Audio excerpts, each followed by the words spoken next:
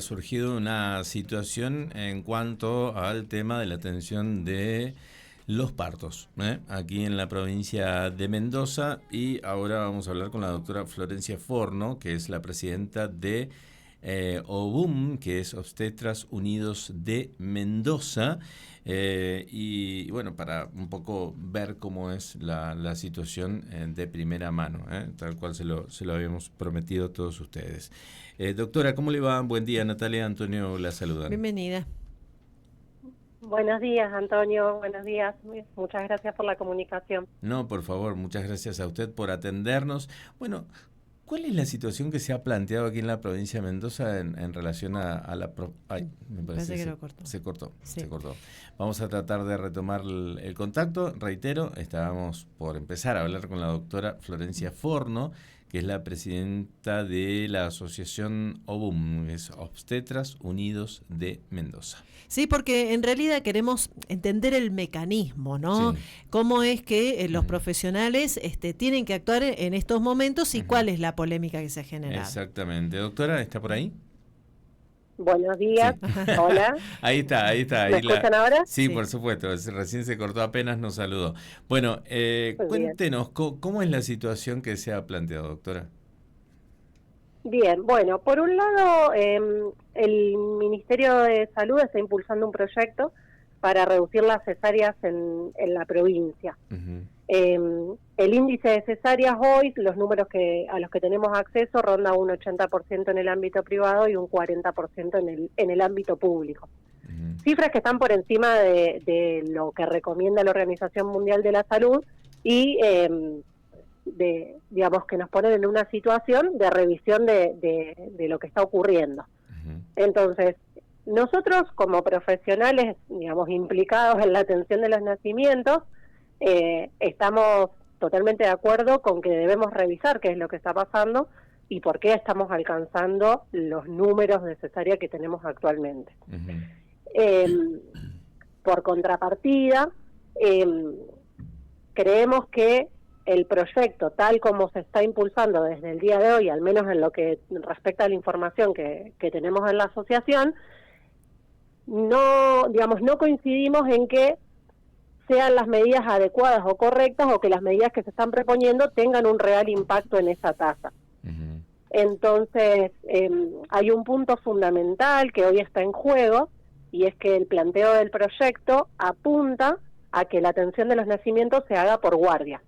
Es decir, que las mujeres dejarían de poder elegir al obstetra que atendería su parto o su cesárea. Uh-huh. Uh-huh. Ahora, nosotros sí, termine el concepto. No, nosotros consideramos que este punto, en lugar de favorecer justamente a la tasa de cesáreas, sería obstaculizador porque la mujer al momento del nacimiento encontraría una cara desconocida, uh-huh. O sea, se encontraría con un profesional con el cual no tiene un vínculo, y consideramos que eso, en lugar de favorecer una mejor atención y poder contribuir a la reducción de las cesáreas, creemos que puede jugar en contra. Claro. Entonces, lo que nosotros estamos pidiendo como uno de los puntos fundamentales es que se pueda mantener la atención que llamamos personalizada, sobre todo en el ámbito privado, porque en el ámbito público sí, ya existe y es así la atención por guardia. A ver, voy a hacer una interpretación de todo esto sin, digamos, poner, digamos, un manto de piedad en todo. Y el gobierno está pensando que muchos profesionales están haciendo un comercio de todo esto e impulsan a las embarazadas a tener una cesárea para cobrar digamos, algo más en el momento del nacimiento de una criatura. Claro, echemos luz, doctora, sobre esto porque claro. El número es alto, a veces hay mitos que se generan, ¿no? Exacto. Primero que el principal mito es que los médicos cobramos más por una cesárea que por un parto. Claro. Esto no es real. Claro. Hoy por hoy el honorario de la vía de nacimiento es exactamente el mismo. Uh-huh. Si vamos a lo que son los convenios con las obras sociales, es el mismo honorario que percibe el profesional si atiende un parto o si atiende una cesárea. Uh-huh. Nosotros, eso es un debate aparte, consideramos que el parto debería tener aún mayor remuneración, uh-huh. Porque justamente implica una mayor dedicación horaria. Pero eso, digamos, eso es una discusión al margen. No cobra más el médico por practicar una cesárea. Bien. Y por otro lado, creemos que hay también implícito un concepto de que el número de cesárea actual tiene que ver exclusivamente con que con una preferencia del médico, y que el médico es el que induce. Y en realidad nosotros hemos estado haciendo revisiones bibliográficas, asesorándonos también con entidades nacionales que trabajan junto a OMS en la investigación de estas temáticas, y la realidad es que el aumento de cesáreas y el número de cesáreas que tenemos hoy no es algo aislado de Mendoza, si bien cada provincia puede tener realidades que varían en cifras. Todas las provincias tienen números de cesárea por encima de lo recomendado por OMS, y como nosotros venimos repitiendo a lo largo de cada vez que nos consultan, ese aumento es multifactorial. No depende únicamente de lo que el médico dice o de cómo el médico propone que sea la vía de nacimiento, que eso se hace con indicaciones médicas, o bien, que es otro gran factor, por pedido de la mujer embarazada. Claro. Hoy por hoy también existe una alta tasa de cesáreas por demanda de la persona. Claro. Porque las familias muchas veces prefieren la programación por un montón de factores. Sí. Que nos llevan, digamos, a estas cifras. Uh-huh. ¿Y cuáles son los otros factores? Esos serían dos. ¿Cuáles son los otros factores? Los otros factores, o sea, a ver. El tema salud, digamos, que se ponga en riesgo al bebé y la madre. ¿En qué porcentaje es el que preocupa? Sería ese, ¿no? No el resto por una cuestión el riesgo de la salud o de las patologías. La realidad es que el aumento de cesárea no se ha producido porque hay mayor patología en el embarazo que necesita una cesárea. O sea, el número de patologías se mantiene relativamente estable, lo que son las complicaciones de un embarazo, un retardo de crecimiento, una hipertensión severa. El número de patologías no es el factor que determine que se hagan más cesáreas. Uh-huh. La mayoría de los factores tienen que ver con cuestiones que no son estrictamente médicas, sino que son cuestiones del funcionamiento del sistema de salud, de la preferencia de las personas. Hay mucho desconocimiento hoy por hoy en lo que implica atravesar un proceso de parto, hay mucho temor al dolor, hay mucho mito en relación también a lo que es un parto espontáneo y natural, y hay mucha gente que por este desconocimiento, por este temor, considera a la cesárea como la opción más segura, más rápida, también la posibilidad de poder programar, de saber qué día van a nacer su hijo. O sea, hay muchas cuestiones también que hacen a lo sociocultural que determinan este número de cesáreas, que no tienen que ver con la patología. Sí, y si tenemos que contrastar, por ejemplo, porque, si tenemos que contrastar un parto programado con todo lo que eso significa, a un parto natural, cuando viene el bebé y generalmente la intervención, dígame usted si es así, la intervención es menor. Yo no he tenido nunca partos por cesárea, siempre han sido naturales, pero ¿implica el mismo esfuerzo? ¿Implica la misma cantidad de gente que está en el momento? ¿Implica las mismas intervenciones por parte de médicos, anestesistas, enfermeras, gente que apoya un parto normal de un parto versus una cesárea? Claro. Y a priori no, porque en un parto uno no necesitaría más que una enfermera asistente, el médico, la licenciada en obstetricia, y si la parturienta requiere algún tipo de analgesia farmacológica, ahí sí entra en juego también el anestesista como parte del equipo por la anestesia peridural. Lo otro es una operación. Lo otro es una operación. Lo otro es la Estamos es una operación, es una cirugía mayor, que hoy por hoy la técnica es segura, los quirófanos son seguros, las anestesias son seguras, pero no deja de ser una cirugía mayor que conlleva e implica los mismos riesgos que cualquier cirugía. Y el costo me dice que es el mismo. El costo me dice que es el mismo de algo que tiene más intervención que algo que no. El honorario del profesional obstetra es el mismo. Y el honorario del profesional. Claro, la entrada de quirófano, a nivel de la institución o de lo que solventa la prepaga o la obra social, la entrada a quirófano tiene otro costo. Obvio. Porque obviamente implica el uso del quirófano, del equipamiento, de todo lo que son los materiales, insumos descartables, digamos, todo lo que hace a la cuestión sanatorial, es mayor el costo entrando al quirófano que no entrando al quirófano. Inclusive posteriormente, porque de repente una mujer que tiene su parto normal se va de alta mucho antes, que por ahí se puede complicar una operación, una herida, una intervención. Eso está estudiado estadísticamente, y la posibilidad de internaciones prolongadas de la madre es mayor después de una cesárea que después de un parto vaginal. Entonces, todo el proceso, digamos, de una cesárea es más costoso, digamos, el final. Sí, por eso. Ahora, yo no entiendo cuál es la intención del gobierno con esto, o si es una presión de las prepagas, o cómo es la historia, ¿no? No, a ver, la intención es la mejora de la salud materno-infantil. La Organización Mundial de la Salud establece que por encima de un 15% de cesáreas no aumentamos los beneficios de la salud de la madre ni de los bebés. Eso es lo que dicen las recomendaciones y las estadísticas.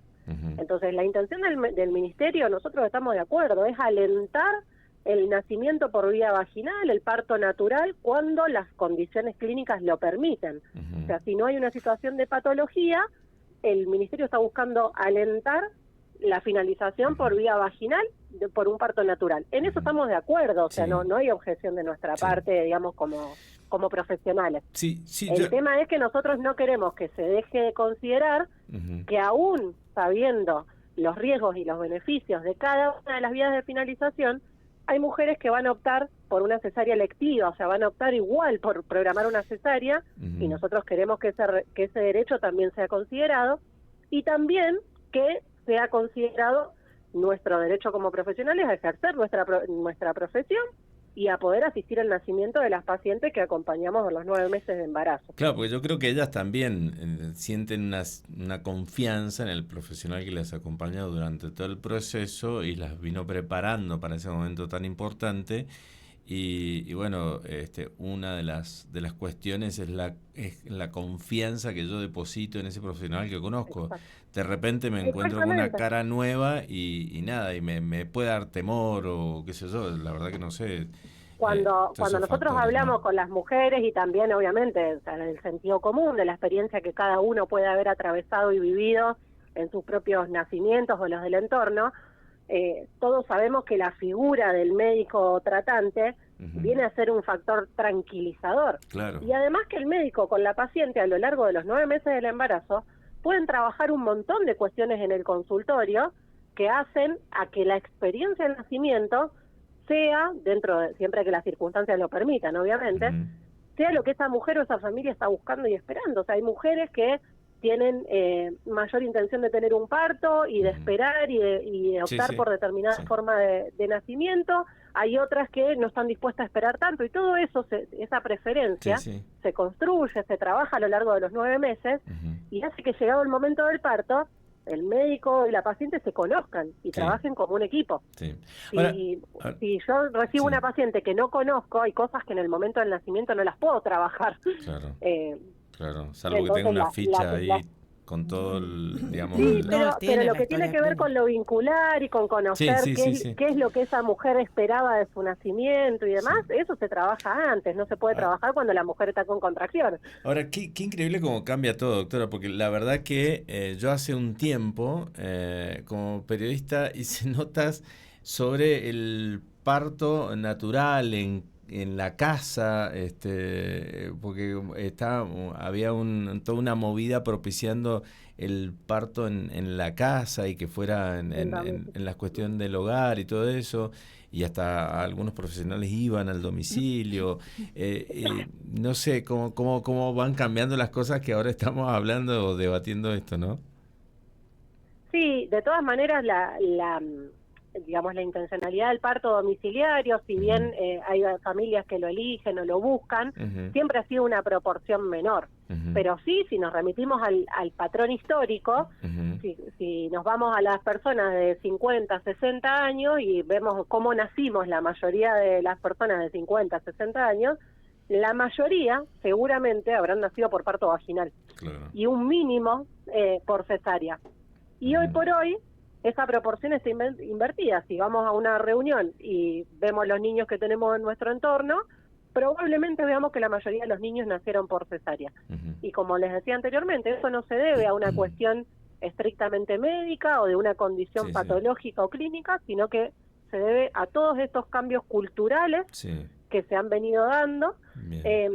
Y otro factor que nosotros venimos mencionando también es que hoy por hoy la obstetricia es una especialidad de alta litigiosidad. Entonces, cuando tenemos la demanda de las personas de realizar una cesárea y nosotros como profesionales alentamos el parto, y eso puede verse como, entre comillas, que no estamos interviniendo, si después se presentase una complicación, también hay un temor profesional de la demanda. Entonces, hay muchas cuestiones que van configurando el escenario que tenemos hoy en día. Bien, este proyecto del gobierno, ¿en qué situación está? ¿Ya está en la legislatura? ¿Se está tratando? ¿Cómo es el tema? Este proyecto tiene fecha tentativa de implementación al 1 de julio. O sea, según se nos ha informado a nosotros, a partir del 1 de julio estaría ya implementado. Nosotros hoy, los profesionales médicos de la asociación de OBUM, más otros profesionales que no pertenecen a la asociación, pero que nos hemos reunido con la misma finalidad, vamos a tener una reunión en la legislatura para también expresarle la mirada de los profesionales. Y el día jueves también tenemos una nueva reunión con el ministerio, que nosotros como profesionales solamente hemos tenido una reunión en el mes de diciembre.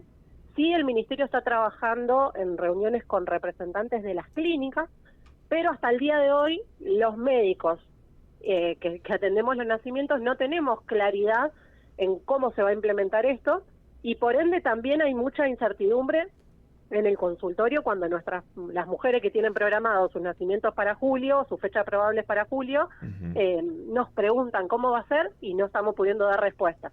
Así que estamos en un momento de mucha incertidumbre en relación a cómo se implementaría esto, porque estamos a muy corto plazo de que esto empiece a funcionar en teoría, pero al día de hoy tenemos muy poca certeza de cómo sería el mecanismo. Bien.